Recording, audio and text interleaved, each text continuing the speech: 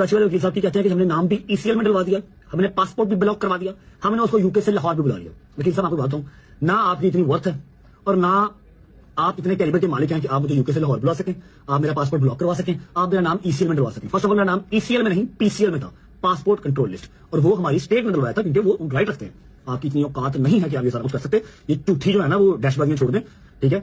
मुझे तो आप वकील भी नहीं लगते, समझ लगी है? जो आपका गेटअप होता है, जिस तरह से आप खुद का मावा खा के बैठे होते हैं ना, आप मुझे वकील नहीं लगते। मैं सिर्फ आया हूं कराची, ना आप मुझे 6 माह पहले बुला सकते थे, ना आप मुझे अब बुला सकते थे।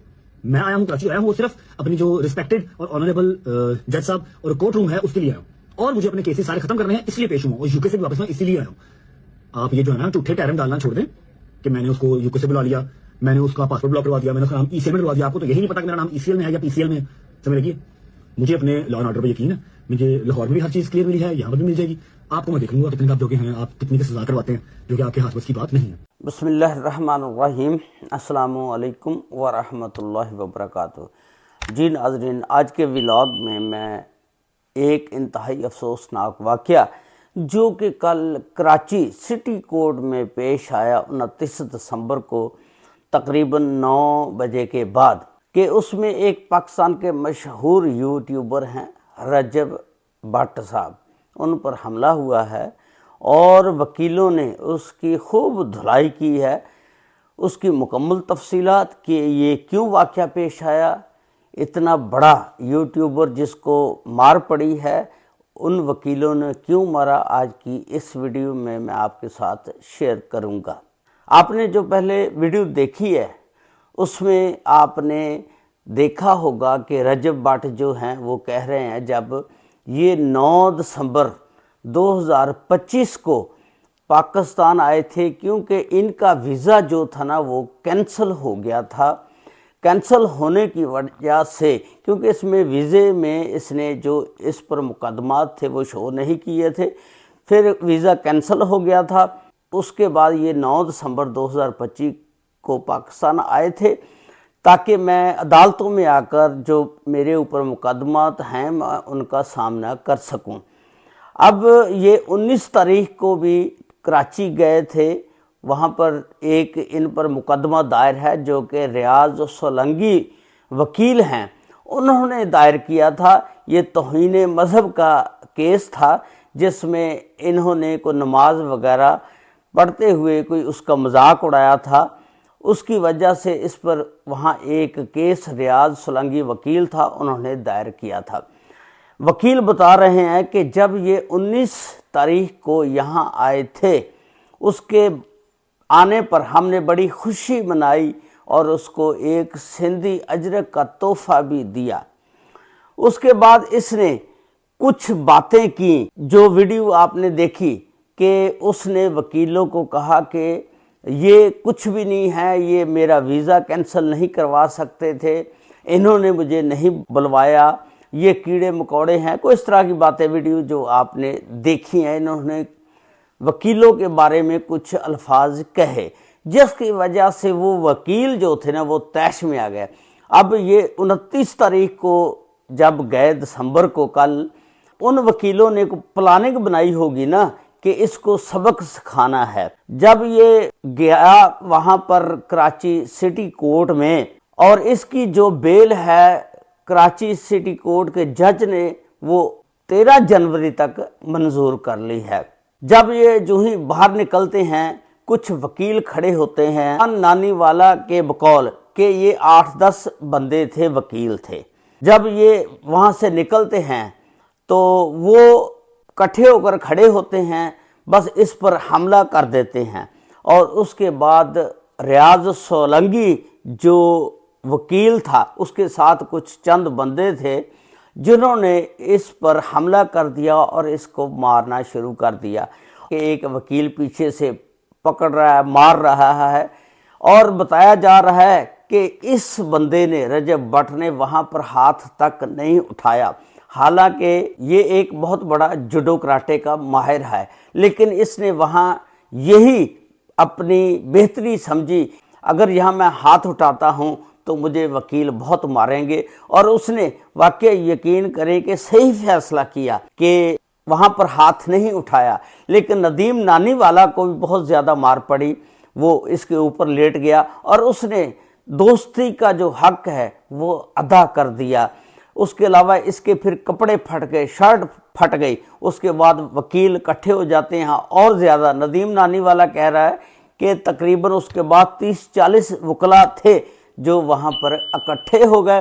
फिर इन्होंने इसको पकड़कर साथ साथ इनके जो वकील हैं जो इनकी नुमाइंदगी कर रहे हैं, मियाँ अली अशफाक साहब, वो भी आ जाते हैं इसको पकड़कर। फिर वो देखें आप, एक साइड पर वो खड़े हैं, दूसरी साइड पर रियाज सोलंकी साहब हैं, वो इसको लेकर जा रहे हैं बार रूम में और वहाँ पर इसको ले जाकर कपड़े वगैरह भी तब्दील किए गए। वो काफ़ी वकला जो थे वो कह रहे थे कि रजब भट्ट को कि तू माफ़ी मांग, हमसे सॉरी कर। वो कह रहे थे कि इन्होंने हमें काले कोट वालों को बेइज्जत किया है और हम पर इल्ज़ाम लगाया है और हमारी तौहीन की है, जिसकी वजह से हम इसको सबक सिखा रहे हैं कि आपका पाला अब वकीलों के साथ पड़ा है, किसी और के साथ नहीं पड़ा। कोर्ट रूम में जब बंदा जाता है, वकीलों का काम होता है कि लोगों को इंसाफ लेके देना, लेकिन इन्होंने अपनी अदालत एक भारी लगा ली। ये बहुत गलत काम है। चंद ऐसे वकला जो इस तरह का काम करते हैं, वो जो सही वकला होते हैं उनको भी बदनाम करते हैं। ऐसा नहीं करना चाहिए कि अगर भाई आपको कोई मसला था, इशू था, आप उस पर पर्चा FIR करवा देते। वो जो इनके मियाँ अली अशफाक साहब वकील हैं, वो जब उस वकील से बातें करते हैं, वो वीडियो भी आपको मैं दिखाता हूँ, देख लें कि वो कहते हैं कि आपको अगर कोई मसला था, इशू था, आप इस पर मुकदमा FIR करवा देते। ये कोई काम नहीं कि आप खुद इसको मारना शुरू कर दें। अदालतें क्या हैं, किस लिए हैं? अगर किसी को कोई किसी पर मसला होता है, वो अदालत में जाए और वहाँ पर केस दायर करे, फिर जज साहब जो हैं वो फैसला करेंगे। लेकिन इन्होंने खुद ही अपनी अदालत, इन वकीलों ने, चंद वकील थे जो इन्होंने अपनी अदालत बाहर लगा ली। हो सकता है सोशल मीडिया की खबरें हैं कि वो अपनी शोहरत हासिल करने के लिए इस तरह का उन्होंने काम किया हो कि यार हमें भी शोहरत मिल जाएगी। रजब भट्ट तो बहुत मशहूर यूट्यूबर है, इसको तो बड़ी शोहरत मिली हुई है। इसके अलावा रजब भट्ट जो यूट्यूबर है, इसके पास बड़ा पैसा है। इसकी जब शादी 2024 में हुई थी, इसने बड़ा पैसा लुटाया था शादी पर, और शादी की तकरीब में बता रहे हैं कि बहुत महंगे महंगे तोहफे थे। यानी इसके पास इतना पैसा है। और इसने, आप देखें कि सुप्रीम कोर्ट का जो सबसे महंगा तरीन वकील है मियाँ अली अशफाक, उसको किया हुआ है। मियाँ अली अशफाक एक ऐसे मायानाज वकील हैं सुप्रीम कोर्ट के कि वो किसी के पास नहीं जाते। देखिए ये रजब भट्ट के साथ कराची केस के सिलसिले में गए, हालांकि उसके पास टाइम ही नहीं होता कि वो किसी के पास जाए, तारीख दूर तक, देखें कराची तक आए। यानी वो भी एक समझ लें कि इनके मुखलिस दोस्तों में हैं जो इनकी वहाँ पर नुमाइंदगी कर रहे थे और वकीलों के साथ झगड़ा कर रहे थे, उनको समझा रहे थे कि ये वकील का, जिन्होंने काले कोट पहने हुए हैं, ये तरीका ठीक नहीं है कि आप कानून पर अमल दरामद करवाने वाले खुद ही कानून को अपने हाथ में ले ले, ये अच्छी बात नहीं है।